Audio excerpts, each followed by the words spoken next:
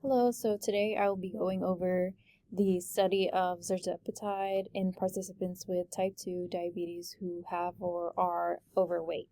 So this is the government ID NCT04657003, and essentially this trial looks over a major drug known as zerzepatide, and it is testing it on 938 adults who have both type 2 diabetes and who are living with obesity or are overweight.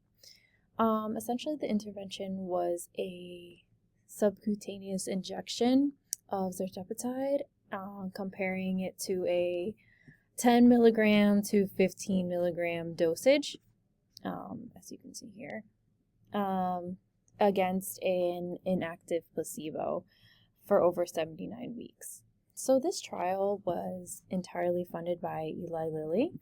Let's take a look at that. So yes, this trial was funded by Eli Lilly and Company, and they are a commercial industry sponsor, and they were directly involved with the study protocol as well. So they selected the global medical sites. They also selected they managed the data collection, and they also handled the final regulatory reporting as well. Let's take a look. So this was a phase 3 clinical trial. So in an FDA pipeline, phase 3 is designed to confirm the efficiency and also monitor the side effects in large patient groups to prove that the drug is safe and effective before public release. So an FDA is a regulatory authority that oversees the safety during the development and thoroughly reviews the final dataset for approval. So this trial is operated under an IND, commercial IND, which is known as an investigational new drug application, and they have the goal of supporting a new drug application, also known as NDA. So this trial was essentially trying to prove that the zerzepatide causes significant weight loss along with blood sugar control in diabetic patients.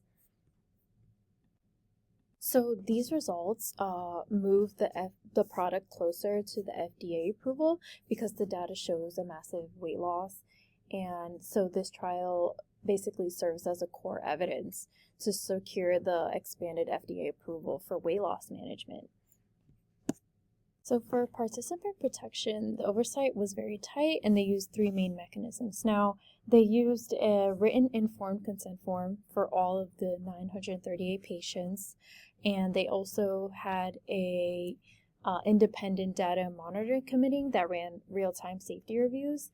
Now, while the standard clinicaltrial.gov dashboard doesn't display these text blocks for the informed consent and the independent monitoring board we see, they are fully verified by the study's official uploaded protocol under the FDA practice regulations. So it's legally impossible to activate a phase 3 trial without providing this information or providing this process. So let's take a look at the adverse effects in this trial.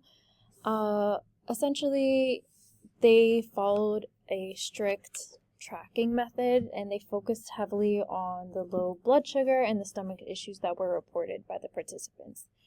Also, because, as I mentioned before, this trial was registered through clinicaltrial.gov, the data you see here is highly transparent, and it's entirely appropriate for this type of drug as well.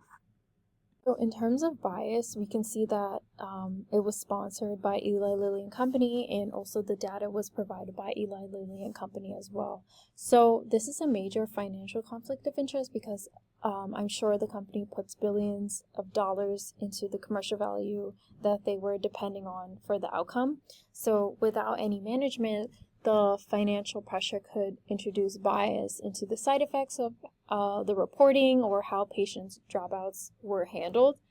However, they do manage this risk by providing a randomized double-blind design, so neither the patients nor the nurses or even the doctors knew who got the real drug, and effectively this neutralizes the bias in a way. So when we look at the study, we can see that they did an excellent job at clearly displaying all of the results.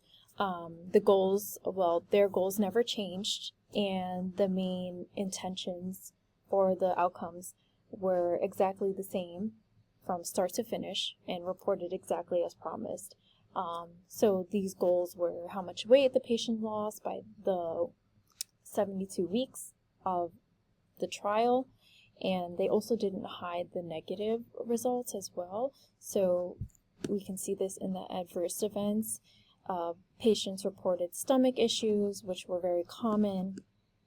For example, 20% of the people taking the actual drug experienced nausea and diarrhea compared to the tiny fraction of the placebo. So they have that clearly displayed. Also because Eli Lilly published these side effect numbers right alongside of the positive weight loss numbers, there are zero signs of selective reporting since all of the information is transparent and viewable to the public. So my final decision after viewing this trial would be to approve it without any conditions. The reason is because the participants' safety was protected through informed consent forms and the independent committee as well. Also, even though patients had gotten upset stomachs through the adverse events and also other side effects, there was no real medical emergencies or serious events that had occurred throughout the trial, and the risk was incredibly low. So also the study design was very appropriate.